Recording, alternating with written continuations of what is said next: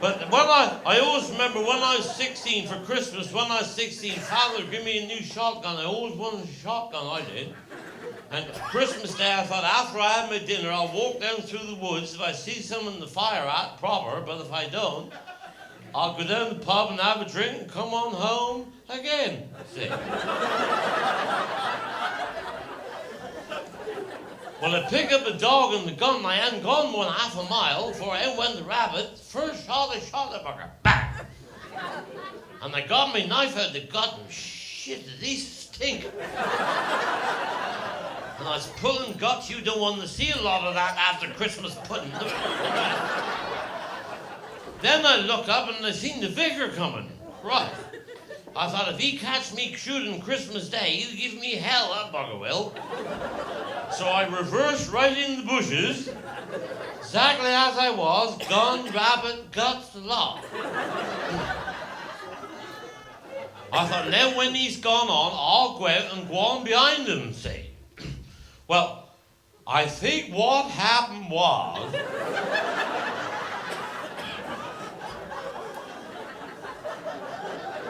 What had happened was, the vicar had ate too much dinner. Because exactly as he got opposite me, he dropped his trousers, and he pulled his cloak right up over his head, and he reversed right into where I was sitting. And he was curling it up just like a walnut whip. You'll never see.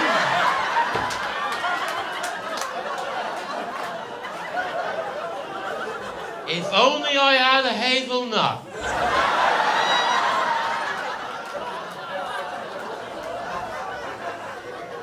He's like Mr. Softy, like they do the ice cream. I thought when he finished, he's going to turn around and see what he done for certain sure. Then I'm going to look some bloody stupid here. I thought, I'll frighten you, you fucker. And I took this handful of guts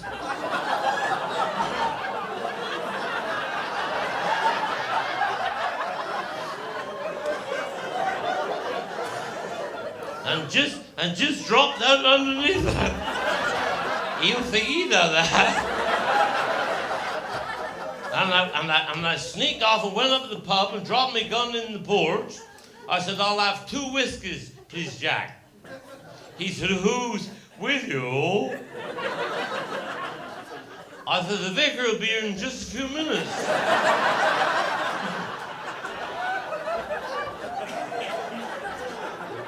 He said, the vicar been in the parish 14 years. He never been here before. I said, he'll be here in just a few moments. Well, I'm honest, I wish then I'd never done it. Because the vicar come in and he's white as sheep. And you could tell he was in a hurry by the way he had his fly front buttoned up to his waistcoat. And he's just started drinking everybody's drink. Jack said, Reverend, you don't look well. He said, I'm not well. He said, I was walking my dinner off through the woods, and he said, I went in the bushes to relieve myself. He went in for shit because I seen him.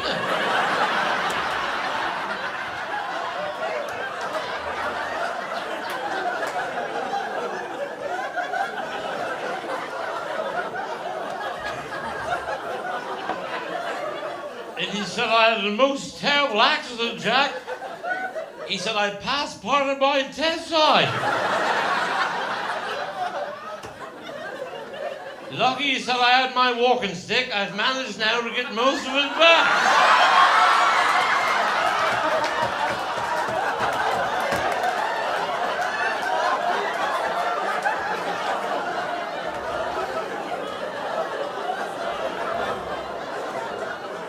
But you know, I got a new girlfriend now. Let's have a drop more of your drink. That's plenty good. That's plenty good, that is. Now you can tell your friends you shared a glass with the man that shared a glass with Rock Hudson.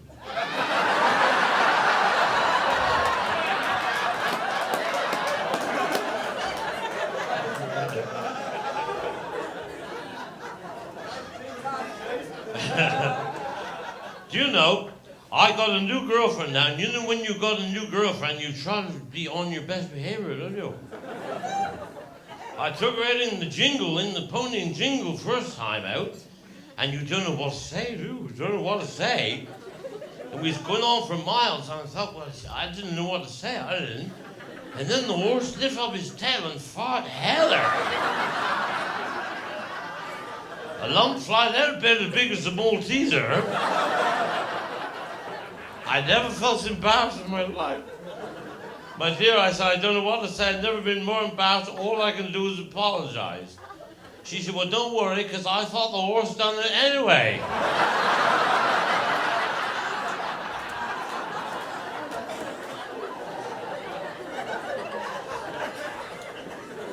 But you know, when you take her out and you're trying to be on your best behavior, and I'm walking out talking about sensible things. She said, oh, Jethro, look at that bull up in that field shagging that cow. Right.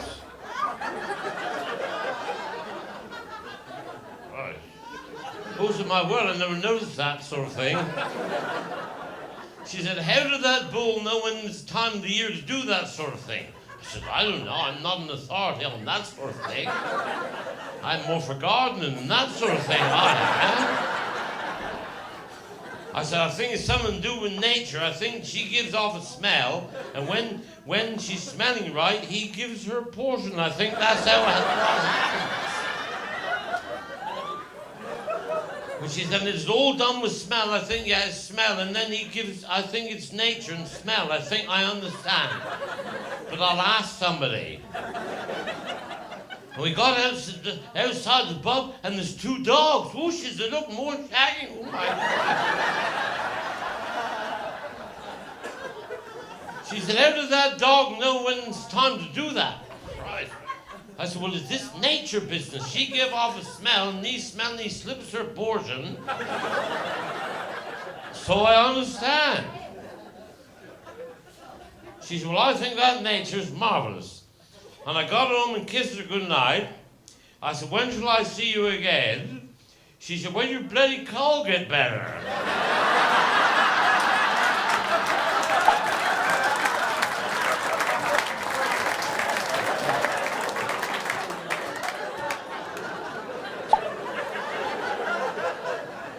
But I've had a very disturbing story. My auntie, she's out abroad working as a missionary, my auntie is. And she got stranded in the desert with two nuns in the desert. She's a good woman, she's a good woman. She's a good woman, she is. And she's out there starving, she's bloody starving. And these two girls are starving. One of them said, listen, she said, I am pissed for a week. She talked like that, she'd come from Redruth.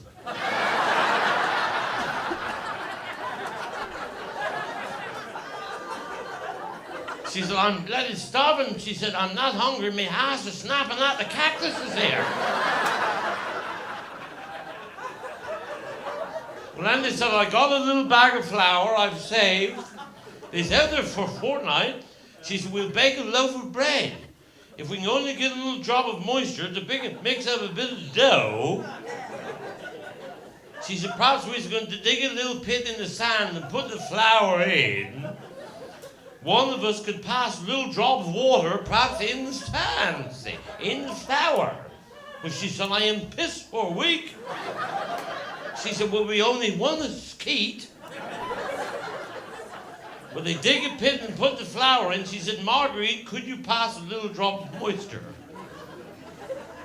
Well, they got her dressed right up over her head, and they lined her up best they could.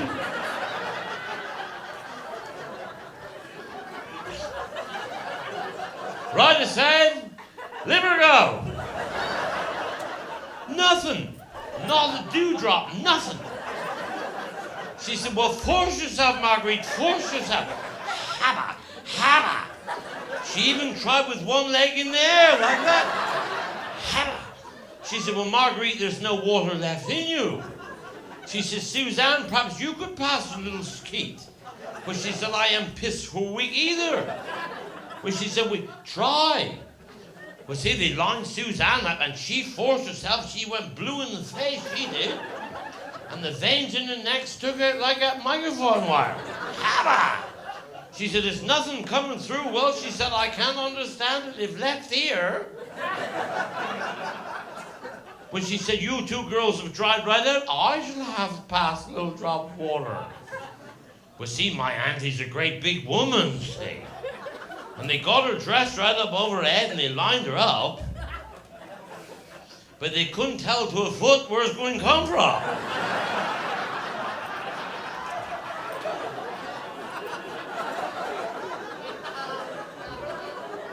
So they made the pit a bit bigger to catch the splashes. Well, see, my auntie, she knew them other two had dried right out. She knew that. She was last resort. She had to do something and give the girl credit. All you can do is take your hat off to her. That's what you can do. She forced herself that much, poor old soul.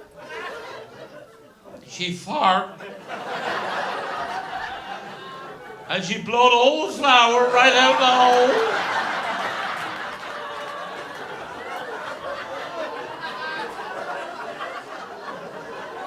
And the other two pissed themselves laughing.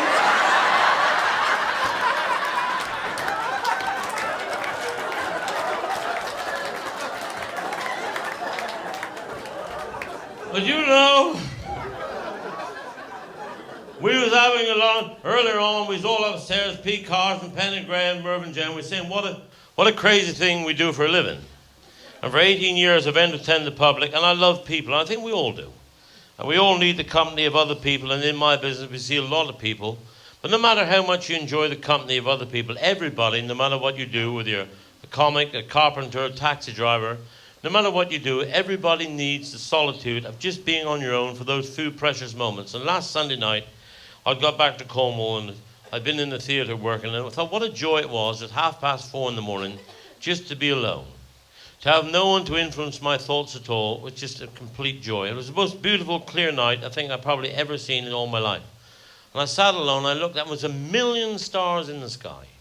Just like somebody sprinkled silver onto black velvet. And I sat alone and admired this magnitude. And I thought to myself, just for a fleeting moment in eternity, as I sat alone looking up, I thought to myself, what has happened to the roof of my shit house?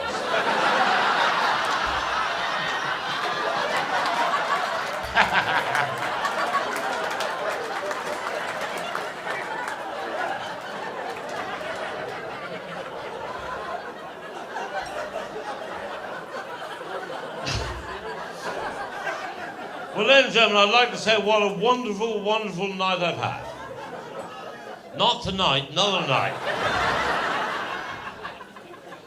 And I'd like to say what a lovely crowd you've been, but I can't bring myself to do that. And you know, when you go to these shows, and you especially in the theatres, you go and do an hour on stage, and then you say, good night, God bless, and then you walk behind them curtains, everybody clap and cheer and shout for more, then you come on and do some more. That's all bullshit. That's the biggest heap of bullshit ever. Because I was over Painting Festival Theatre 3 weeks ago, and I said, good night and God bless, and went behind them curtains. When I got back out, everybody pissed off home.